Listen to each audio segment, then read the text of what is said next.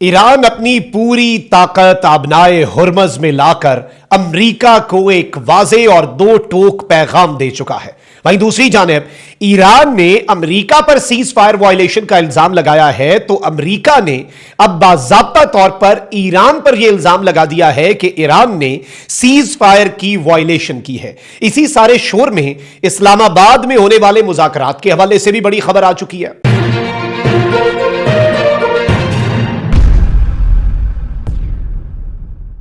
बिस्मिल्लाहिर्रहमानिर्रहीम, अस्सलाम वालेकुम। मैं हूं मखदूम शाहबुद्दीन। 19 अप्रैल 2026 इतवार का दिन। कुछ इंतहायाम तरीन डेवलपमेंट्स हैं जो आपके सामने रखनी है।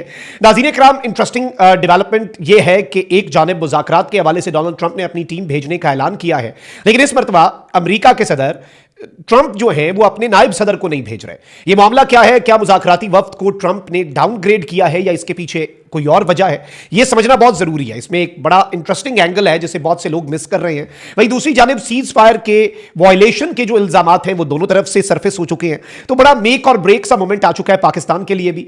नूर खान एयरबेस पे अमेरिका के तैयारे, साजो सामान, आर्मर्ड व्हीकल्स और दीगर इक्विपमेंट के साथ लैंड कर रहे हैं और यूं लग रहा है कि एक बहुत बड़ी तैयारी हो रही है। याद रखिएगा कि इस्लामाबाद के सिक्योरिटी अरेंजमेंट्स जो है वो जेडी वैंस जब आया था उससे ज्यादा है। जेडी वैंस के टाइम पे जो सिक्योरिटी अरेंजमेंट्स थे उससे ज्यादा है। तो सवाल ये होता है कि अगर जेडी वैंस नहीं आ रहा तो इतने ज्यादा सिक्योरिटी अरेंजमेंट्स क्यों? असल कहानी कुछ और है, उसे भी समझते हैं। लेकिन उससे पहले अगर अभी तक आपने इस वीडियो को लाइक नहीं किया, लाइक जरूर कर दें। कमेंट सेक्शन में राय का इजहार भी कीजिएगा, चैनल को सब्सक्राइब कर लें, बेल आइकन को दबा दें और पाकिस्तान जिंदाबाद का जो नारा है ये आपने कमेंट सेक्शन में जरूर लिखना है।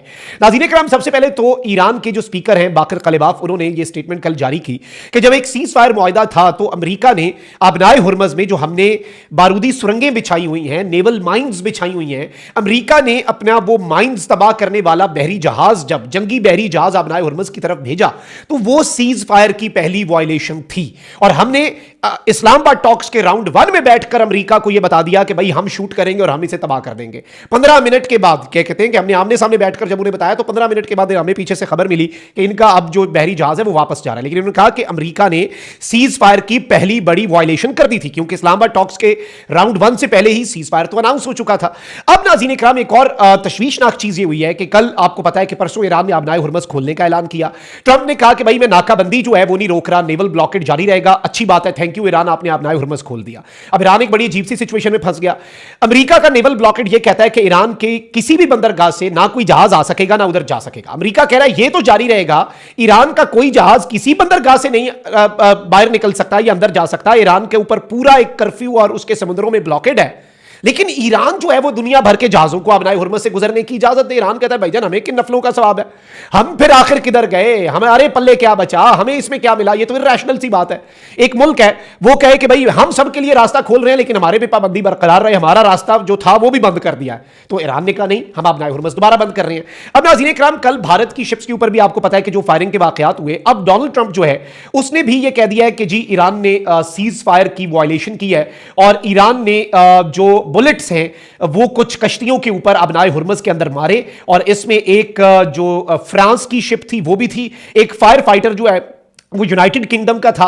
और साथ ट्रंप कहता है that wasn't nice. Was it? ये तो कितनी बुरी बात है, कितनी गलत बात है जो ईरान ने की है ना। ट्रंप इस तरह की आपको पता है जरा इनफॉर्मल सी लैंग्वेज यूज करता है। लेकिन अब ईरान जो है एक ऐसे मौके पर जब अमेरिका मुज़ाकरात के दौरान ये भी कह रहा है कि हम बॉम्ब्स गिराने के लिए तैयार है, अमेरिका अपनी मिडिल ईस्ट के अंदर डिप्लॉयमेंट बढ़ा रहा है, मसल्स फ्लेक्स कर रहा है कि भाईजान मुज़ाकरात की मेज पे आ जाओ वरना देखना। अब ट्रंप ने कहा है ना कि मुआहिदा तो होना है, चाहे टेबल पे करो या फिर हम चाहे जंग के जरिए तुम लोगों को और तबाह करके और तुम्हारी पूरी तबाही फेर के तुम्हें घुटनों पर ले आए। तो ईरान भी यही कह रहा है, हम अपने मुतालबात तस्लीम कराएंगे, मेज पे कराने हैं तो करा लो वरना हम जंग लड़के कर लेंगे।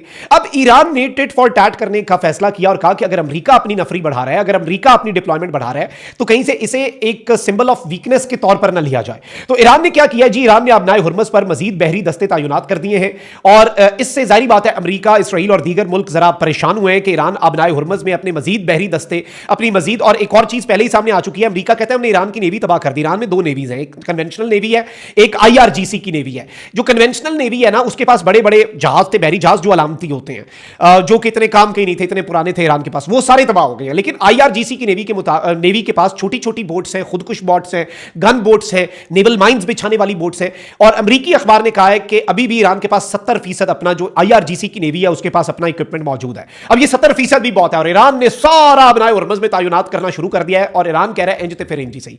मुझे यूं लग रहा है कि ईरान किसी भी तरह से ये नहीं चाहता कि मैदान जंग में वो हारे, ईरान किसी तरह से ये नहीं चाहता था कि वो मुज़ाकरात की मेज पे हारे, और अब ईरान ये भी नहीं चाहता कि ईरान नैरेटिव और मीडिया की ये जंग हारे और कोई ये कहे कि ईरान डर गया, ईरान ने सरेंडर किया।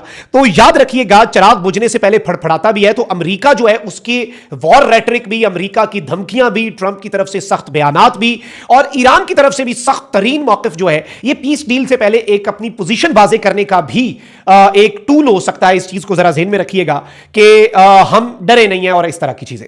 अच्छा, अब मैं आपको यह बता दूं कि डोनाल्ड ट्रंप जो है उसने ऐलान किया कि ईरान के सीज फायर की वायलेशन है, लेकिन इस सीज फायर वायलेशन के बावजूद मेरे रिप्रेजेंटेटिव्स जो हैं वो इस्लामाबाद जा रहे हैं और वो वहां कल शाम को पहुंच जाएंगे।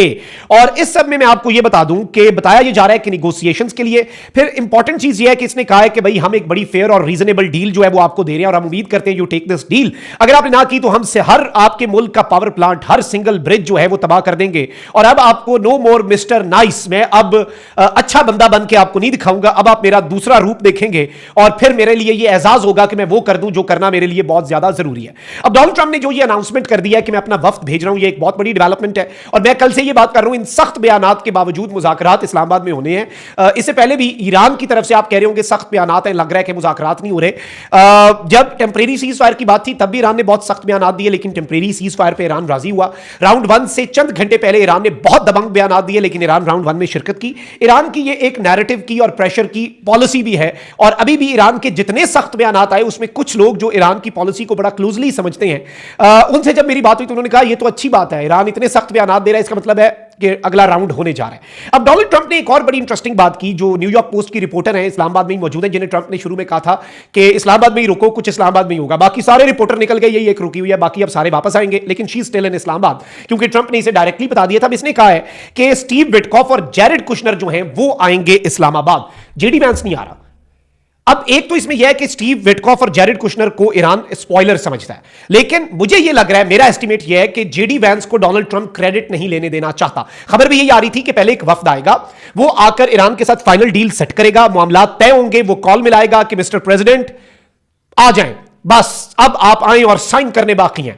तो डोनाल्ड ट्रंप वहां से सरप्राइज विजिट देगा और डोनाल्ड ट्रंप आके साइन। अच्छा, अब जेरेड कुशनर दामाद है, स्टीव विटकॉफ नुमाइंदा है। जेरेड कुशनर का एक पूरा पॉलिटिकल करियर उसके, वो जेडी वैंस का एक पूरा पॉलिटिकल करियर उसके सामने है और जेडी वैंस को एंटी वॉर भी समझा जाता है। तो ट्रंप को यह लगता है कि ये अगला प्रेसिडेंशियल कैंडिडेट भी बन सकता है और ये एक बहुत बड़ा हीरो बन जाएगा अगर इसने मेरे आने से पहले भी, साइन तो मैं करूंगा लेकिन सब यही कहेंगे कि असल काम तो जेडी ने किया, ट्रंप ने आके साइन किए।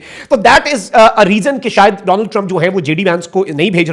इसके अलावा there is no other reason. जो अमेरिका की तैयारी और अमेरिका की अपनी सिक्योरिटी की तैयारियां हैं वो कोई और कहानी बता रही हैं। वो बता रही हैं कि जेडी वैंस से भी बड़े लेवल का कोई बंदा आ रहा है। वो तो फिर जाहिर बात है डोनाल्ड ट्रंप है, वाइस प्रेसिडेंट के बाद प्रेसिडेंट ही होता है। तो इस वक्त इफ्स एंड बट्स बहुत ज्यादा है। ट्रंप यूं लग रहा है कि अपनी डोमेस्टिक पॉलिटिक्स बचाना चाहता है नवंबर के इलेक्शन से पहले। और वही जो रिपब्लिकन रहनुमा है वॉशिंगटन डीसी से, साजिद तारड़, उन्होंने मेरे प्रोग्राम में अगले दिन ये बात कही थी कि रिपब्लिकन पार्टी ये चाहती है कि ट्रंप इस्लामाबाद आए, साइन करे और फिर वापस जाए और अमेरिका के जब बेस पे उसका एयरफोर्स 1 लैंड हो, उधर से जब उतरे तो मीडिया से जब वो बात करे एक फाते के तौर पर और कहे कि मैंने इतना बड़ा तनाजा हल कर दिया, तो फिर वो अपनी मिड टर्म इलेक्शन की नवंबर की कैंपेन को स्टार्ट करे ताकि कोई पॉलिटिकल बेनिफिट भी मिले। तो ये एक पॉलिसी हो सकती है और इसीलिए जेडी वैंस को थोड़ा सा शायद पॉलिटिकली और डोमेस्टिक पॉलिटिक्स के पॉइंट ऑफ व्यू से डोनाल्ड ट्रंप ने साइडलाइन किया, because he is a self obsessed man, वो क्रेडिट सारा खुद लेना चाहेंगे।